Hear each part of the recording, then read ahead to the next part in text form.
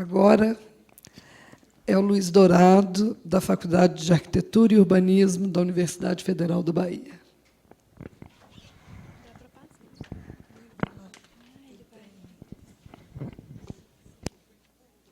Está na altura aqui?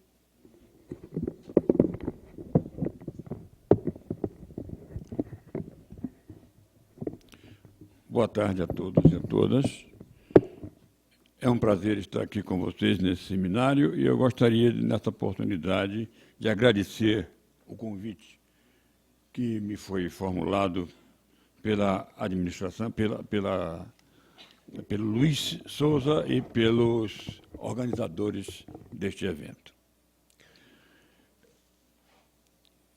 Nós vamos tecer alguns comentários sobre a questão da formação profissional, antes de falarmos sobre a Escola Oficina de Salvador, que é um projeto de formação profissional, um projeto de extensão universitária da Faculdade de Arquitetura. Nesta introdução, eu gostaria de citar o arquiteto Paulo Bica, que diz o seguinte, já que estamos falando tanto aqui em qualificação profissional. O processo de desqualificação do trabalhador, antigo artesão, iniciou-se com a manufatura, promovendo a divisão do trabalho, apoiada na extração da maior-valia. Admite Paulo Bica que a divisão do trabalho se iniciou a partir de 1870, com o maquinicismo que sucedeu à Revolução Industrial, atribuindo a Fayol e Taylor e seus seguidores, idealizadores da chamada divisão racional do trabalho, uma série de preocupações introduzidas na indústria, visando o aumento da produtividade, através de um maior controle do tempo e movimentos de cada gesto do trabalhador, bem como retirar deste toda e qualquer possibilidade de gestão e interferência, por mínimas que fossem, no processo produtivo. No final do século XIX, três aspectos, devem ser observados e se juntam ao despreparo e à desatualização da força de trabalho disponível. Primeiro, a questão da abolição da escravatura, onde centenas, milhares de escravos, agora livres, se viam despreparados para enfrentar o mercado de trabalho. Segundo, o aumento significativo do êxodo rural e a consequente ampliação do número de pessoas buscando atividades nos centros mais desenvolvidos como forma de sobrevivência, aumentando o pauperismo dos estratos sociais mais necessitados. Então, neste contexto, surgem as chamadas, e aqui eu me refiro à Bahia, a Salvador, surgem as chamadas associações de assistência e amparo, que tinham por finalidade enfrentar e garantir a dignidade da vida e da morte. Estas associações, desta forma, vieram a suceder as corporações de ofício, que anteriormente controlavam as atividades profissionais dos artífices, artistas, artesãos e operários, e que foram abolidas no início do século XIX. Nós temos uma série muito grande de associações. Essas associações com esse cunho assistencialista, previdenciário e educativo, baseado no apoio mútuo, e foram regulamentadas por decreto provincial em 1860. Então, temos, em Salvador, exemplos. A Sociedade Monte Pio dos Artistas, 1832. Associação Beneficente, 2 de dezembro, 1867. Sociedade Abolicionista Comercial, 1870. Essa sociedade já preocupada, muito antes da abolição da escravidão, muito preocupada com o que fariam os negros depois de livres. Então, a sociedade, o nome dela é Sociedade Abolicionista Comercial. Sociedade de Artes e Ofícios da Bahia, 1872. Também designada como Liceu de Artes e Ofícios.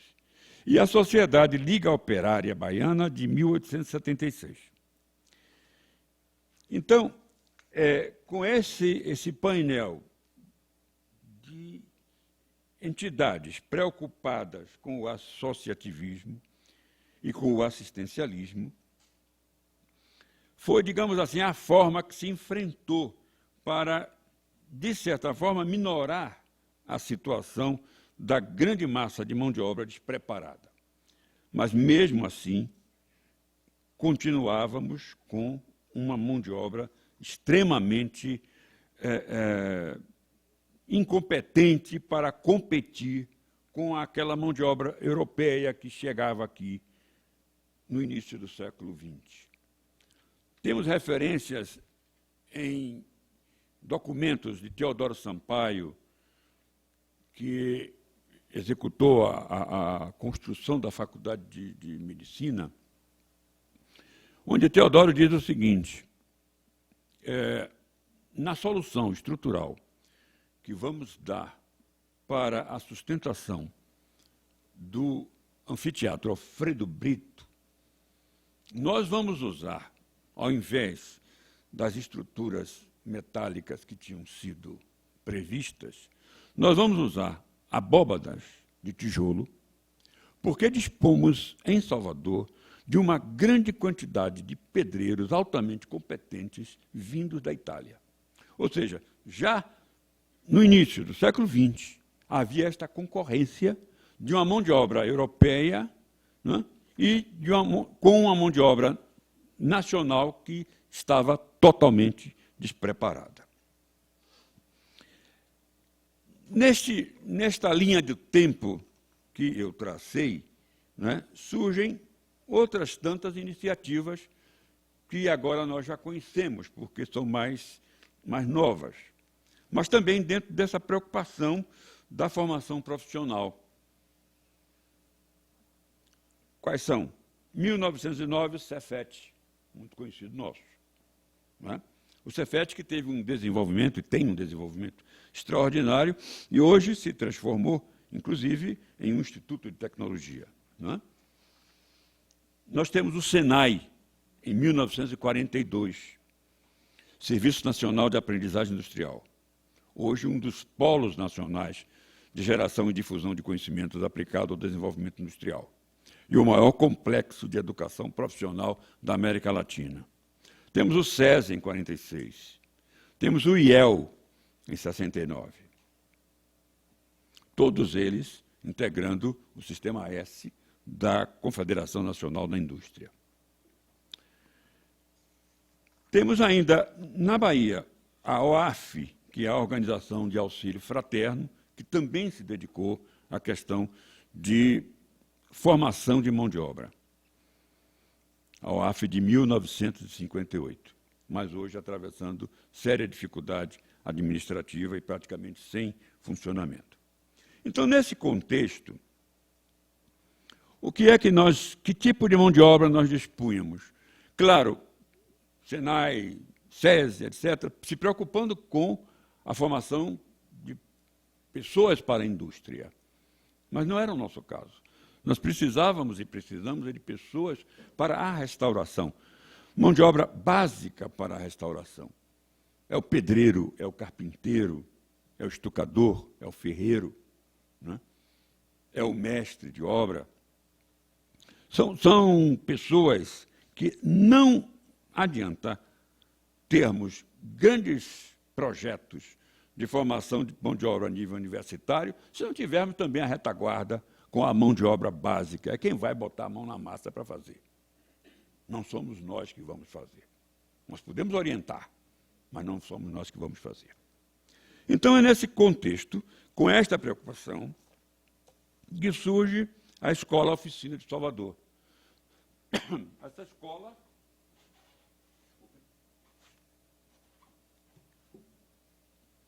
fizemos em 1992 a primeira edição de um curso de formação de mão de obra para operários da construção civil, que quisessem se especializar. E, em seguida, na avaliação deste curso, nós, então, resolvemos propor a criação de uma escola-oficina baseada no modelo espanhol das Escolas Taller. Então, é assim que surge a Escola Oficina de Salvador. Então, criada em 96, em decorrência desta avaliação a que eu me referi, do CFMO 1 e 2, também como uma demanda do próprio Sintracom, que foi colocado na mesa para discutir conosco, num seminário de avaliação, o que fazer em relação à formação profissional, e nos foi dito com muita clareza por parte dos operários e dos seus representantes sindicais. É preciso que a gente comece a botar jovens na construção civil, porque a mão de obra atual é envelhecida. Nós estamos com operários numa faixa de 34 a 40 anos, já sem condições de enfrentar a dureza do trabalho manual. Então, é necessário que os jovens também tenham condições de aprender os ofícios. Foi neste momento que nós imaginamos que, se indica a necessidade de ter jovens trabalhando, e se a realidade educacional baiana mostra que uma boa parte dos jovens que deveriam estar na escola não estão fora da escola porque precisam ajudar a sua família, estão desempregados e estão sendo fundamentais para as suas respectivas famílias, então por que não aliar uma coisa à outra? Por que não se preocupar exatamente com o jovem, mas aquele jovem carente? Não o jovem que tivesse a aspiração de ser doutor, não o jovem que tivesse no nível de 2º grau, mas o jovem que não tivesse nem sequer concluído o seu 1º grau. Porque era nesse nicho que estavam as pessoas mais necessitadas, mais carentes, que precisavam exatamente de uma formação profissional para poder, né, sobreviver. Então, é dentro desse raciocínio que surge a escola-oficina, né? Então, nesse momento também, um pouco antes, surgem outro projeto em João Pessoa, também com essa mesma preocupação, com o apoio da Espanha. Então, para nós, tendo já o apoio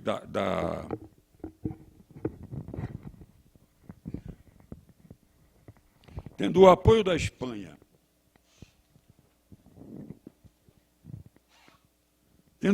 Espanha, para uma escola na Paraíba, fomos buscar o apoio para Salvador, e o que foi feito depois pela oficina de São Luís, que também hoje, né, constitui, digamos assim, o grupo das escolas oficinas brasileiras.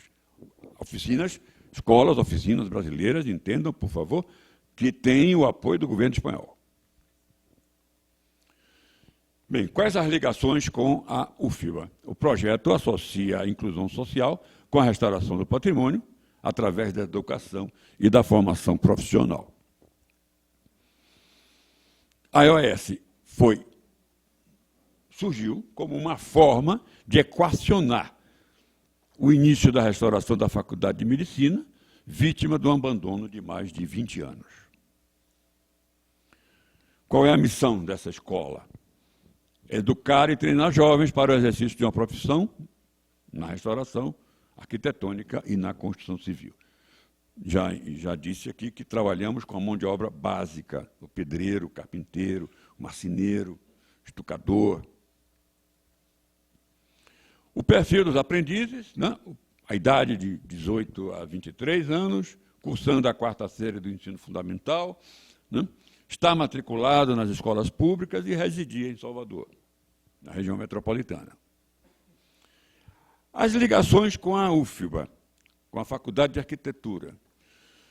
Juntamos a escola, não é? O CFMO e a escola oficina, a um quadro onde já existia a graduação em arquitetura, o mestrado e o doutorado, o SECRE, e agora, não é? A partir de 92 para cá, a partir de 92, o CFMO e a escola oficina. A metodologia. A metodologia é exatamente essa de botar a mão na massa, né? Aprender a fazer fazendo. Nós não simulamos um canteiro de obra. Nós não simulamos um laboratório. O laboratório é a própria obra. Então, enfatizando o porquê fazer, o como fazer e para que fazer. Os objetivos são centrados exatamente em capacitar a mão de obra para profissões demandadas pela construção civil e pela restauração, né? Valorizando ofícios artesanais, incentivando a retomada da escolarização e desenvolvendo e difundindo trabalhos de reabilitação e conservação do patrimônio. O quadro curricular, núcleo básico, formação para o trabalho, as oficinas, a prática e os temas transversais, né? Alguns exemplos aí de itens do núcleo básico, português, reforço, matemática, reforço, desenho, conhecimento, etc. Formação para o trabalho, desculpem. Higiene e segurança, técnica construtiva, legislação trabalhista, organização do trabalho, relações humanas, cooperativismo e associativismo. As oficinas, pedreiro, estucador, carpinteiro, marceneiro, ferreiro e pintor predial. Nós não trabalhamos com pintura de cavalete, nem pintura decorativa. E aí está a relação de obras que já foram executadas, né? Sendo a última dela a biblioteca, que está em fase final de execução.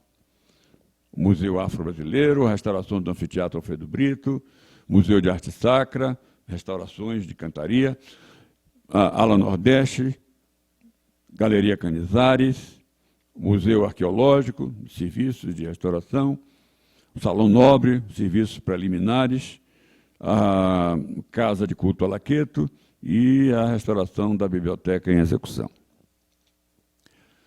Algumas fotografias para ilustrar, aí da Ala Nordeste, o Museu Arqueológico, Museu Afro-Brasileiro,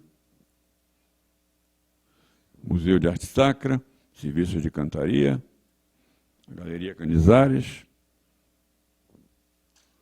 Salão Nobre, construção de casas populares. Esse aí foi uma ajuda, digamos assim, que o nosso projeto deu a um outro projeto, que é o projeto Ecologia, projeto da universidade, um projeto de economia solidária. E os alunos da escola oficina foram lá fazer a locação da obra, as cintas e a elevação de paredes. Ainda a biblioteca, que foi a última obra, é a que está sendo concluída agora. Um detalhe dos serviços feitos de restauração e recuperação estrutural das lajes da biblioteca, e um aspecto comparando o que era em 2006 e o que é hoje em 2009. Bem, os resultados. Fizemos um atendimento de 550 jovens em situação de risco, 288 alunos formados e certificados, 36 alunos concluintes que não alcançaram a frequência de 75%, ficaram só com a frequência de 75%, a criação de uma cooperativa por parte dos alunos e a inserção de 80% dos ex-alunos no mercado de trabalho. Dificuldades encontradas. Aí reside o grande problema. Carência de recursos destinados a projetos de formação profissional de longa duração. Esse é o nosso pecado. Nós não temos um curso de 40 horas nem de 300 horas. Nós temos um curso de 3.800 horas. Então, um provável financiador vira-se para mim e pergunta: quanto tempo leva? Eu digo 2 anos. Ah, não, é muito. Nós queremos coisas imediatas, para eu assinar hoje um convênio e daqui a 30 dias já ter resultado para entrar na minha estatística. Vários já me disseram isso. Uma empresa de energia elétrica já me disse, inclusive, isso. Não, eu gostaria muito de ajudar a universidade, mas um concerto em praça pública, me disse assim, na tampa, um concerto em praça pública rende muito mais do que um curso de formação profissional de 2 anos. O dinheiro é dele, não posso fazer nada. Incerteza quanto à continuidade das atividades. Tudo isso gera exatamente o não saber o que fazer por não ter o recurso necessário. Pouca ou nenhuma articulação entre entidades nacionais em torno da ideia central do projeto. Não conseguimos, vendemos a ideia a vários ministérios, mas não conseguimos o apoio desses ministérios para o projeto. Hoje se prefere muito mais, né, o apoio de curta duração ou Bolsa Trabalho, Bolsa isso, Bolsa aquilo, e uma possibilidade de um projeto que tenha continuidade, que tenha a possibilidade de formar mão de obra, mas formar mesmo a partir de pessoas que não sabem o que é ser pedreiro nem ser carpinteiro, aí não funciona. Dificuldade para a mobilização de novos parceiros públicos e privados e falta de articulação entre os parceiros nacionais atuais, visando a continuidade do projeto. Bem, a AES, que é a ECID, que é a entidade espanhola que ajuda a escola-oficina desde 1996, eu digo ajuda porque eu acho que a agência muitas vezes até excede a sua obrigação, digamos assim, para com a escola-oficina, né?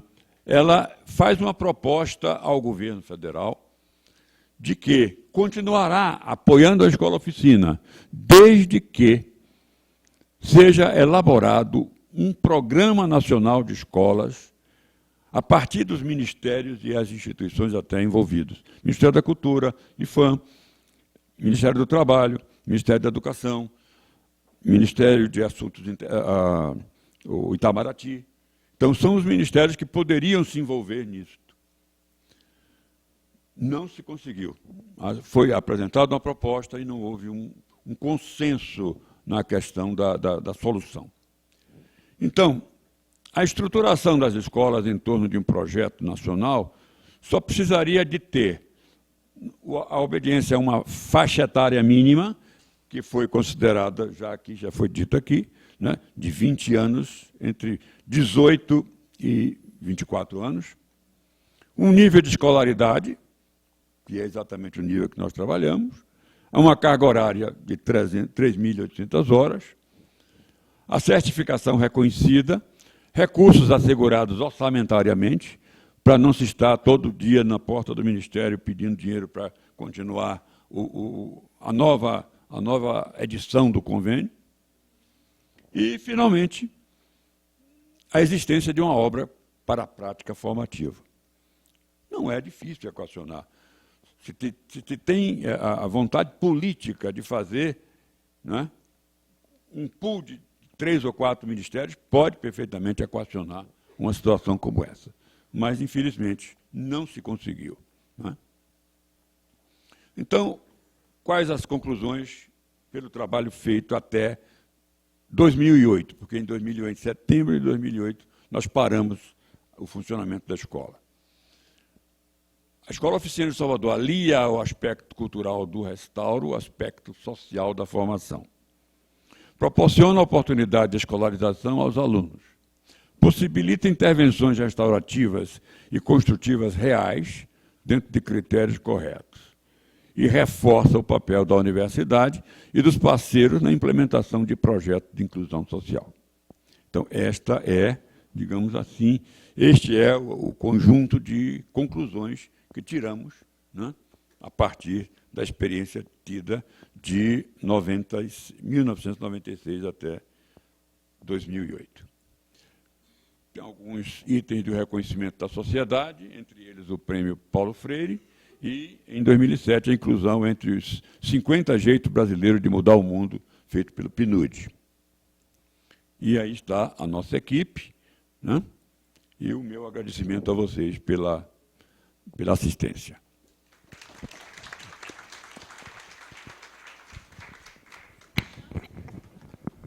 Professor Luiz Dourado, agradecer a sua exposição e me permitir uma sugestão. A gente resolveu a questão da FAOP com relação aos meninos do Aro. Conseguimos virar um ponto de cultura no IFAM, com um financiamento apertado, esmirrado, para 2 anos. Então, pode ser uma saída, né? E vocês ainda têm uma... Pois é, voltar lá. E vocês ainda têm mais uma facilidade com relação à FAOP, que é a oficina escola, né? E a gente está trabalhando não só com pintura, com construção civil, mas a gente está trabalhando com arte, com restauro e ofício. E, assim, ainda assim, conseguimos virar ponto de cultura. Eu acho que é uma verba que dá para sobreviver durante 2 anos. Então, em 2 anos, paga a bolsa dos meninos, não, mas paga o lanche dos meninos e o transporte dos meninos. A grande dificuldade nossa também é a bolsa dos meninos. Tirar meninos que estão trabalhando. Pois é, para poder... E a gente está trabalhando justamente com os meninos que ainda não estão trabalhando para ganhar só o vale transporte, como diz.